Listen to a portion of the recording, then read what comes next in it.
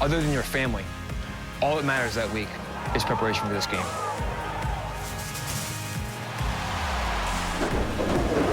Nice job, fellas. Hey, nice job, kid. Welcome to Varsity. And we gotta outwork them. We gotta out-physical them every single snap. Go, baby.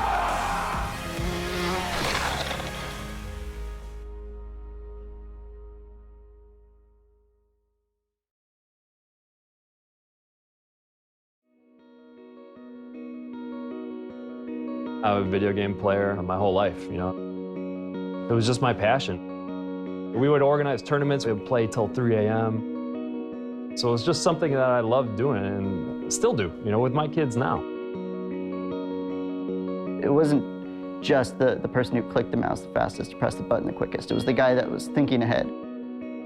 The smarter players, those were the guys that were winning. It's really a competition. It's a team working together and it's competing, and that's what most sports are about, is competing and playing together.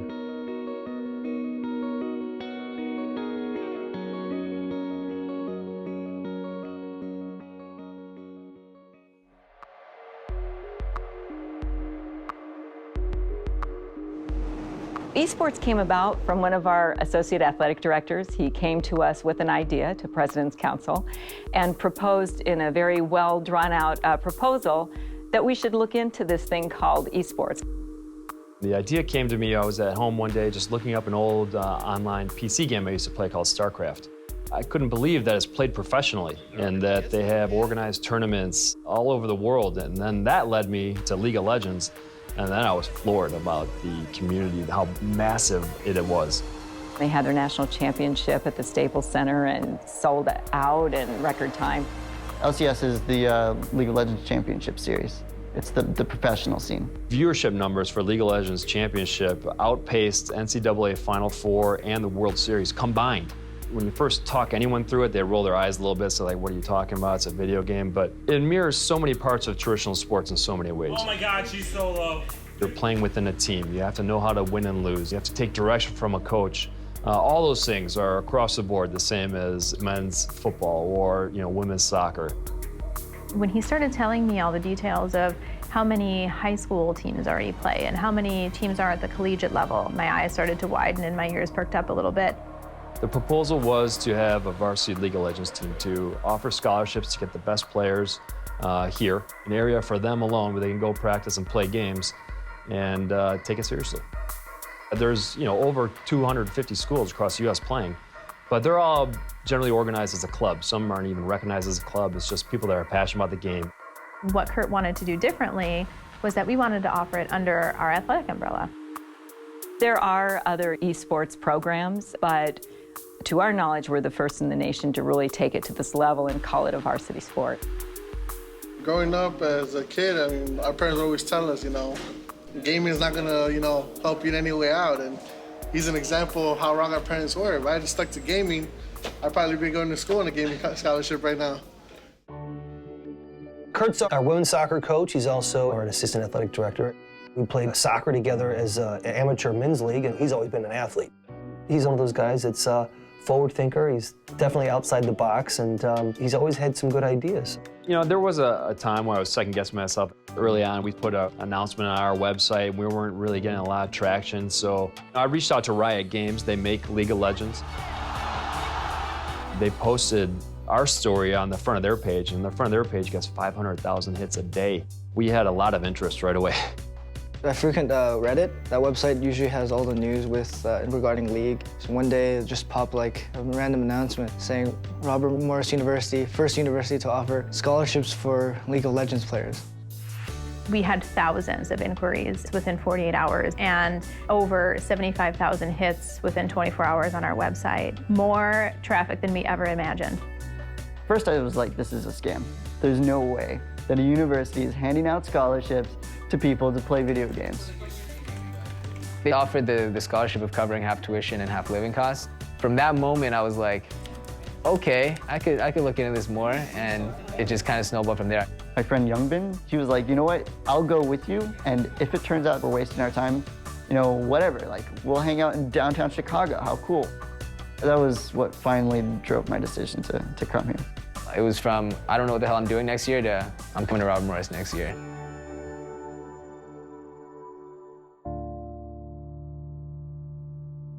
Video games have kind of been like my saving grace. When I was 17, I got viral meningitis. So I had, brain swelling up, the partial, minor brain damage stuff. And being able to play games was, and at first I couldn't do it, and it was heartbreaking, because that's what I love to do the most. Video games are like how I recovered. Being able to play games again, that brought everything back into my life.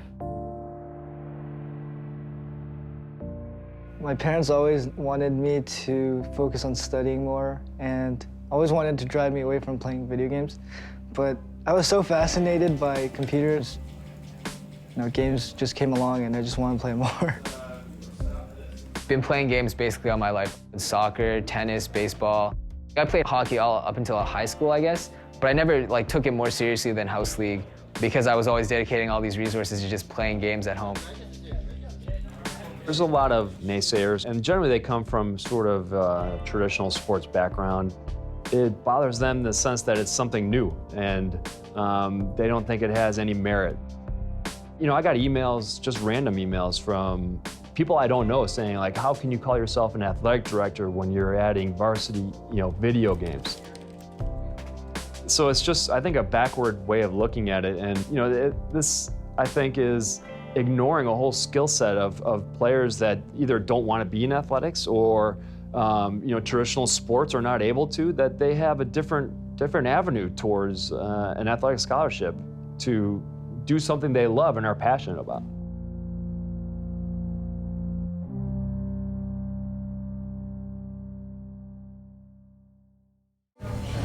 Our first game, we pretty much rolled over them, and I think that really showed our players okay, we've got this now. We need to rotate, There were people in the chat of the stream who were so excited to hear about, this is the school that everyone's been talking about. It's time to see them in action. League of Legends is a MOBA. It's a multiplayer online battle arena. So your job in your 5-player team is to destroy the other team's home base. It's a competitive team-based game. You play 5 versus 5 in this online map sort of arena where each of the 5 players controls their own character and you're kind of having a mini war. What we're looking at is the main map in League of Legends. She's got that. Each player on either team has a very specific role. Either you're a tough fighter or you're a ranged fighter, you have magic abilities. I'm in Challenger right now, which is top 200 players in North America. Tails is our mastermind. He's our AD carry, like the marksman. Support and AD carry are positions in the game, kind of like forward and defenseman. Actually, force the blue, I'll split bottom. Blake is our jungler. I'm the guy who's always running around in the fog of war, always looking for kills, always looking for some way to push the odds in our favor. Derek is our top laner. He's our veteran, old school league pro. I'm not dying. Kurt understands the ins and outs of recruiting. He went after the top ones, and I think that buzz and excitement, that's what they got with some of the top in the country. We need to rotate, There's 35 players, there's 7 teams. 4 of them could play competitively. We have 3 Division II teams and 1 Division I. I will come from the side. Our Division I team is filled with challenger players, which is the top 200 people in the continent. I think this year is a really good learning opportunity for everybody, just to see what works, what doesn't work, and that translation from collegiate sports, which this was set up very much as, to collegiate eSports. Oh, GG, it means good game. Oh, at least I was legendary that game. That's cool. This is the inaugural program, pretty much, of varsity eSport athletics. Initially, we were all kind of just adjusting, learning how to live on our own away from home. It's really messy. Yeah, thanks for helping me clean things, by the way. I definitely felt a lot of pressure coming into playing the collegiate scene. If we were to lose to any collegiate teams, it's kind of, well, these guys are a joke. They have a school, they have an arena, they have experience, and they lost. So there's that huge pressure on us. As being the first-year program, the first team to make it, you know, all eyes are on them right now to see how far they're going to go and how well they're going to do. There were so many expectations for us to succeed that it was like pretty overwhelming. It's not like an easy thing to do to just be like, I'm going to dedicate all my resources to pro gaming, especially with pressures of family and stuff. Our goal was always to treat our eSport athletes just like the rest of our athletes. So they have expectations in the classroom. We have, homecoming is a big deal every year. We have a pep rally, and our first eSports team was involved in that. It was exciting for the university and really felt like part of the athletic department. We had a pep rally at the beginning of the year where they introduced it. Great production for their team, and also kind of opened our eyes to what they're going to be doing this year. The first ever and only varsity eSports team in the United States. Here are We introduced our newest sport to the rest of the athletes. We had them come through the tunnel that our football team comes through, and all the students stood up cheering. We'd have the basketball team and the football team or whatever, and then you have us. We're all these little guys compared. Here, have some cheerleaders and walk out in front of everybody and show off your jersey. It's definitely cool that we have an administration that will take a little leap of faith in a way and kind of start something new and created a path where there was no path before.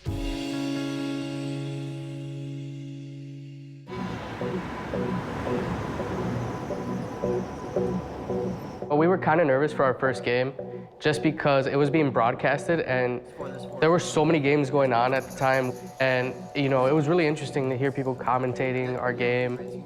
There were people in the chat of the stream who were so excited to hear about, this is the school that everyone's been talking about. It's time to see them in action. Our first game against Kentucky, we pretty much rolled over them, and I think that really showed our players okay, we've got this now. I got it. Oh. We played a lot more than those guys. That was a steamroll. Each week, our level of play was increasing, and there was a variance of competition, but we were improving a lot as a team. 8 matches, we pretty much won all of them. Team communication takes a long time, I think, to build up. The reason our team's so good right now is because just our trust has been built. Like we all live in the same apartment. Point early on in the season, we lost probably our best player, Adrian Ma, to a professional team. One kid came in one quarter, he was so good that he got a professional contract. I can't fault that. Our goal at the end of the day was to win the entire thing. With Adrian, we had probably a very, very high chance. He was the one that I came to the school for, pretty much. He left the school 2 months in or something. There have definitely been a lot of ups and downs this year. I was at the Sacramento airport and I almost tore my ticket to come back here because I was almost like, it's not worth it. Losing your best player to the pros is something that probably John Calipari at Kentucky is used to. Certainly is new for us at Robert Morris.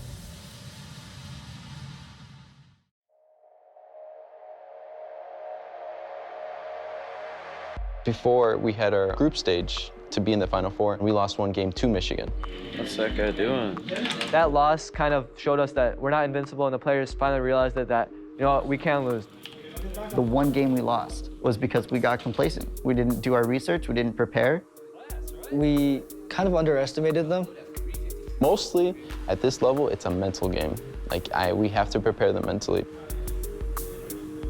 So they're in a session with a sports psychologist that specializes in eSports.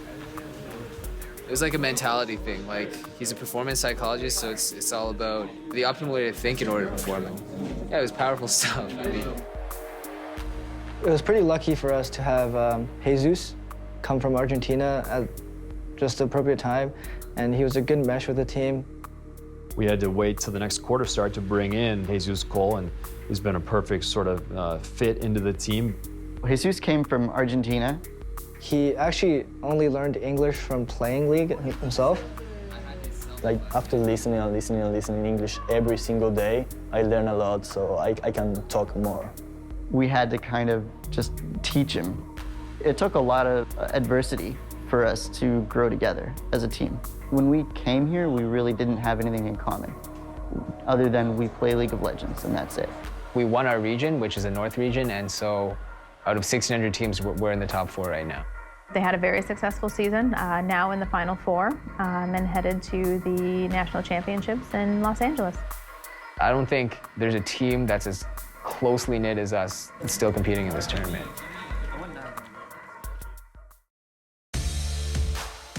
The Final Four of 1,600 teams, I find that pretty amazing, actually. I never really realized just how many people were involved. Now that we are here in the top 4, okay, this is amazing. I do not believe what's going on right now.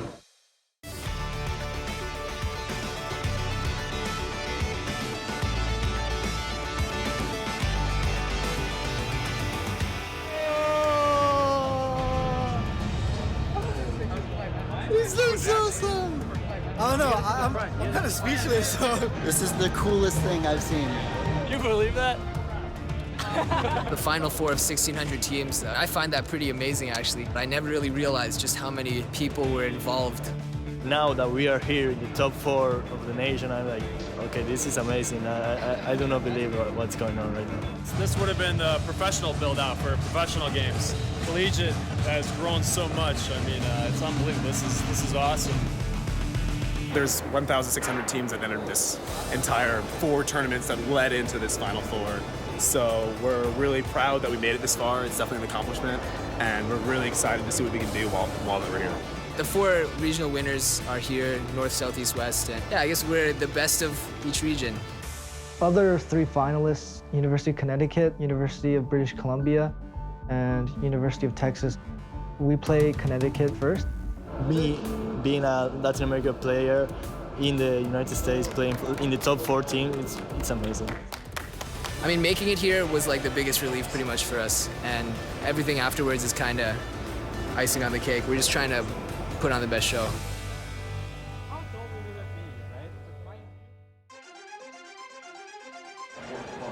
Welcome to the NACC Finals. You guys excited to be here? We got Robert Morris University versus University of Connecticut today. Yeah. It's time for some eSports. There's no reason to dance around it. The story here is pretty cut and dry. This is 100% our David and Goliath. I mean, we're going to play our best. Hopefully it's an exciting day. It's going to be a very explosive game from these team comps by the looks of it. We have all sorts of things we do to prepare. We'll look up games, we'll make sure we map out their strategies. We'll make sure that we're always thinking ahead. They're pushing. But RMU doing exactly what they need to do. They get their first dragon of the game, now they get a tower on top of it as well. RMU have the outer ring down. The main objective of the war is just to destroy the other person's nexus. So in order to kill that, you have to win a series of battles, which is like you kill a tower, then you kill the next tower, then you kill the next tower, you kill the inhibitor, you kill the nexus towers, then you kill the nexus. It was just perfectly done and perfectly executed by RMU. It's really fun when you work as a team and everyone is on the same page. It's just very fun to play in that kind of environment. No, this is going to become a serious problem if UConn cannot teamfight correctly against RMU. Even when you lose, you immediately know what went wrong, and you can bounce back and fix it very quickly. Now, Mr. F will be going down. This is very quickly turning into a bloodbath. Basically, every game day is like a performance for us. We go in and it's clinical. We just execute and hopefully we win. Oberon with the knockups as well. There's almost nothing right now that UConn could have done in this situation. They're now taking the Nexus turrets as well. RMU taking this one up against UConn. Unbelievable play, so calculated. And they'll be going to the grand finals.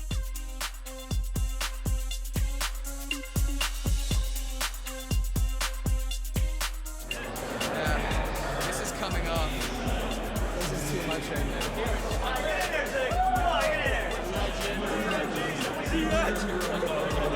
All right, Eagles on 3. Fine, if it just covers like 1, 2, 3, Eagles!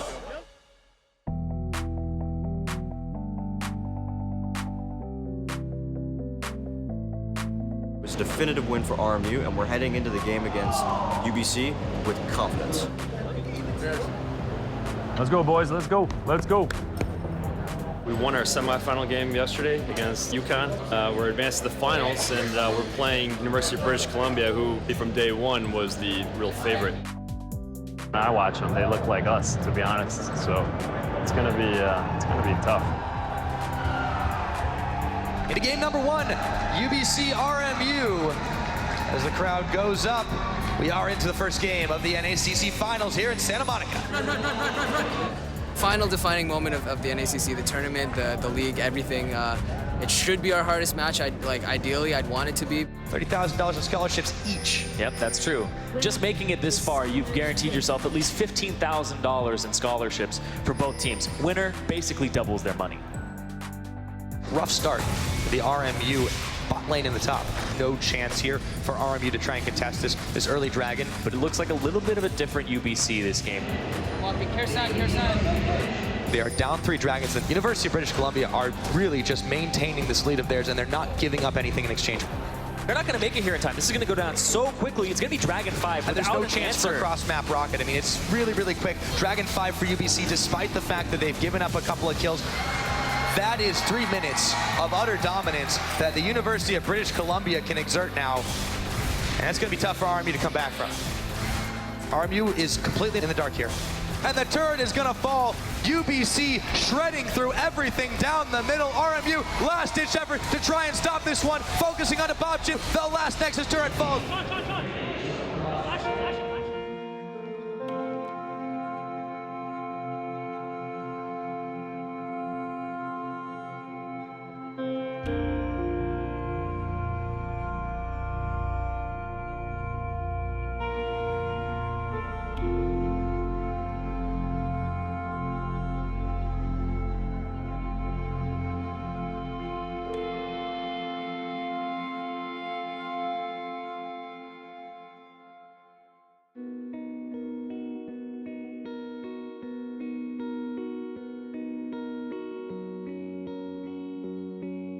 The smarter players, those were the guys that were winning. It wasn't just the person who clicked the mouse the fastest, pressed the button the quickest. It was the guy that was thinking ahead.